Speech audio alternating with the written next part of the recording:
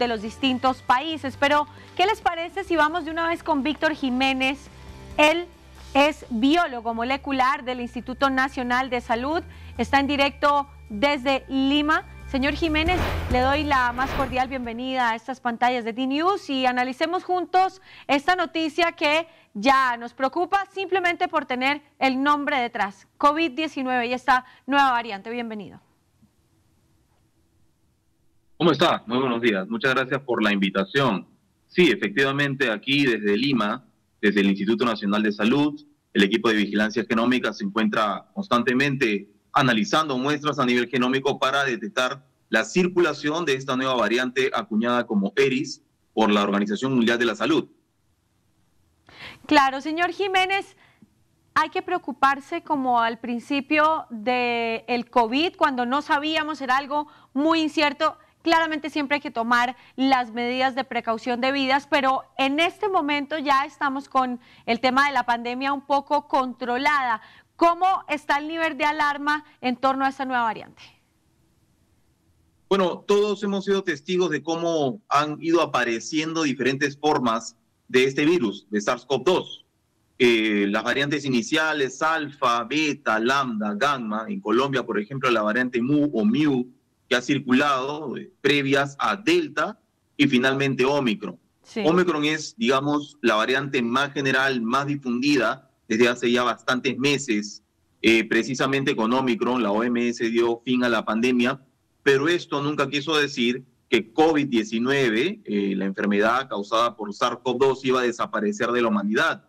En efecto, muchos especialistas alrededor del mundo esperan que COVID-19 se transforme en una enfermedad de circulación global estacionaria, pero es posible que se encuentre en un estadio de su establecimiento epidemiológico. Me refiero a que se transforme en una enfermedad recurrente con los cambios de estación, por ejemplo, ¿no?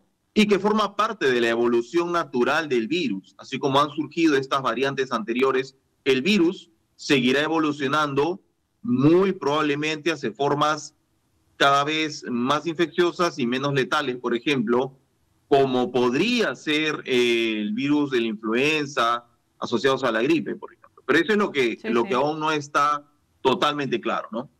Claro, en este momento, con esta nueva variante, ¿a qué nos vamos a enfrentar? Tiene cosas diferentes y algo que quiero preguntarle en su carácter de biólogo molecular, ¿por qué ha mutado tanto este virus?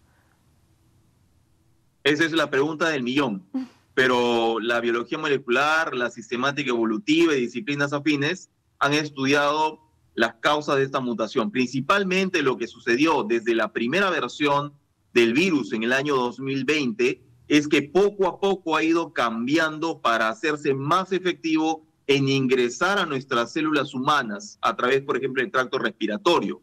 Ha desarrollado mecanismos que le permiten ingresar más fácilmente como una llave que cada vez puede abrir mejor una cerradura para ingresar a una habitación. Esto es lo que efectivamente ha sucedido y esto se ha comprobado analizando las mutaciones que han surgido a lo largo del genoma y principalmente en la proteína de la espiga, que es precisamente la llave que encaja en una de las cerraduras de las proteínas humanas para que el virus pueda ingresar más eficientemente. Esto lo ha hecho el virus como parte natural, se ha ido adaptando cada vez mejor, al mismo tiempo que ha ido evadiendo la protección que ofrecen las vacunas. Esto es normal que suceda. Por ejemplo, si hablamos de influenza, la vacuna de influenza se produce anualmente. Esta no es la vacuna que yo me vaya a aplicar el año 2024 o población vulnerable, ancianos, niños en 2024, no es la misma que se desarrolló, se aplicó a las personas en el año 2020 o 21 o 22. Se desarrollan siempre nuevas versiones de vacunas acordes con los linajes o cepas que circulan de un agente infeccioso como influenza. Esto es lo que va a suceder también con este coronavirus que es el SARS-CoV-2. Claro que sí. Y frente a las vacunas, ¿qué recomiendan los expertos? ¿Hay que ponerse una nueva dosis? Si uno ya tiene el esquema, por ejemplo, completo de vacunación, ¿qué recomiendan? ¿Y qué recomiendan en los casos en los que la gente no haya cumplido con el esquema completo de vacunas? Definitivamente uno de los controles mejores con los que contamos en la actualidad a nivel poblacional masivo son las vacunas. Diga lo que se diga, las evidencias se encuentran ahí, las cifras están ahí. La cantidad de muertes, de infecciones riesgosas, de cuadros clínicos complicados alrededor del mundo han ido disminuyendo conforme se fueron desarrollando y aplicando los diferentes tipos de vacunas. Entonces, definitivamente es la mejor herramienta que tenemos. El problema es que en muchos países, por ejemplo en los de la región, hablamos de Sudamérica, por ejemplo, hay personas que no se encuentran vacunadas con el cuadro completo. Me refiero a una tercera, cuarta dosis de la vacuna que se ha desarrollado. Entonces, necesitamos aumentar ese porcentaje de la población que tiene, por ejemplo, la vacuna bivalente, que es la que actualmente se está aplicando en muchos sistemas de salud. Definitivamente, el contar con esta vacuna va a ofrecer a la población una protección significativa para que el virus no circule en tal medida.